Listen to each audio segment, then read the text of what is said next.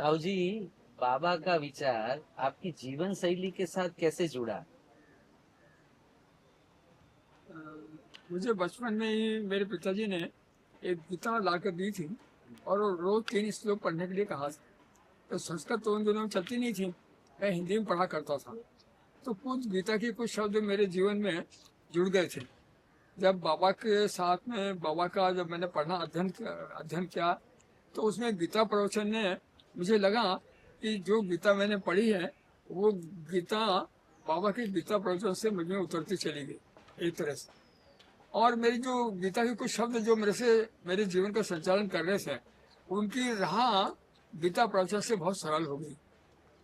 वास्तव में मुझे 1951 में जब मैं 21 वर्ष का था, तब वेणुवा जी के भूदान, जो पहला भूदान मिला था, उसने प्रभावित किया था। और मुझे सक्रिय जीवन में, सामाजिक जीवन में लाने का, सेवा के जीवन में लाने का काम वहीं से प्रारंभ होता है। फिर तो मैं वेणुवा जी का जैसे जैसे अध्ययन करता गया, वैसे वैसे जो अध्ययन करता था उसे करने की मेरी इच्छा होती थी, उसी तरह का बनने की इच्छा होती थी। इसमें से नई तालीम का काम मुझे समय अच्छा लगा। इसमें उन्होंने कहा था कि योग, उद्योग, सहयोग, इसके साथ भूदान, ग्रामदान भी खूब हुए। भूदान के इंस्टीट्यूट में बहुत घूमा हूँ। लेकिन 1976 में जब उनकी माता जी के यहाँ पर सभी जयंती मनाई जा रही थी, उससे विनोबा जी के साथ में जो मेरा निकटता आई, वो निकटता जिसको मैं कह सकता हूँ कि उसने मेरी आत्मा को स्पर्श किया। उसके पहले मेरे दिल दिमाग को स्पर्श किया हुआ था, लेकिन मेरी आत्मा को स्पर्श किया। और सचमुच में मैं ये कहूँ कि विनोबा जी ने जो कहा है, वो मैं एक तरह से विनोमय हूँ। और जो जो मुझे हर बात में मैं ये सोचता हूँ कि मेरा ये जो काम है, ये विनोबा जी को कैसा लगेगा, विनोबा जी को पसंद आएगा कि नहीं आएगा। उन्होंने कहा था कि ये प्रेम और विचार वाला में होना चाहिए, प्रेम और विचार होना चाहिए। ये इसमें फिट हो रहा है कि नहीं हो रहा, ये अध्यात्म और विज्ञान के साथ में कहीं है तो नहीं है कि नहीं है।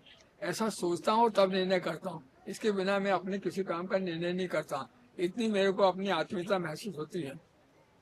फिर वेणुवा जी ने एक बार कहा था कि महापुरुष संशय से दुर्लभ होता, मानव जीवन दुर्लभ दुर्लभ है, भारत में जन्म जन्म लेना दुर्लभ है, महापुरुष का संशय मिलना दुर्लभ है। तो मुझे लगा कि मेरे को तो तीनों प्राप्त हो गए हैं, मानव जीवन भी है, भारत में भी जन्मा हूँ और वेणुवा जी का संशय से मिल गया है। इस तरह से मैं अपने जीवन में तृप्त हूँ, सुखी हूँ, आनंद में जीवन जीता।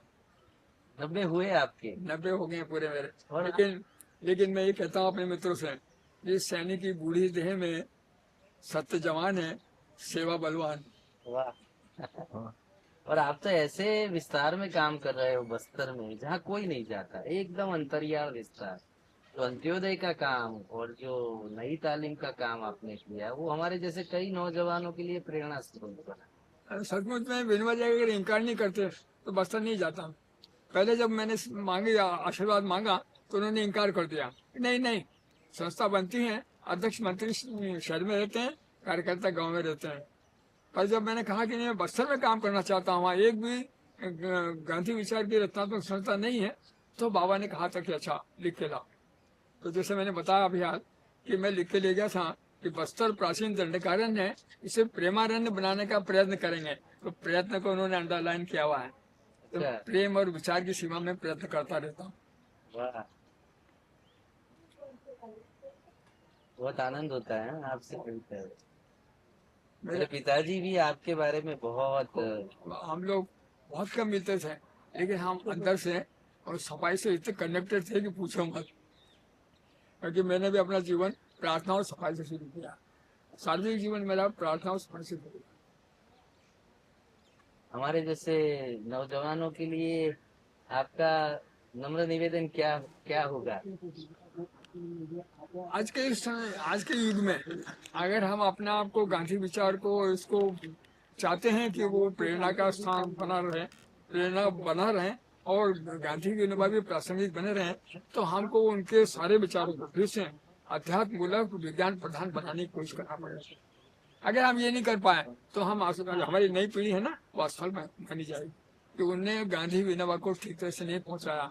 अगर वो अध्यात्म मूलक विज्ञान प्रधान जीवन जीने की या विचार करने की कोशिश नहीं की, उसने प्रेम के लिए वैज्ञानिक साधन, वैज्ञानिक रास्ते भी नहीं निकाले कि विज्ञान के द्वारा कैसे प्रेम फैला जा सकता है।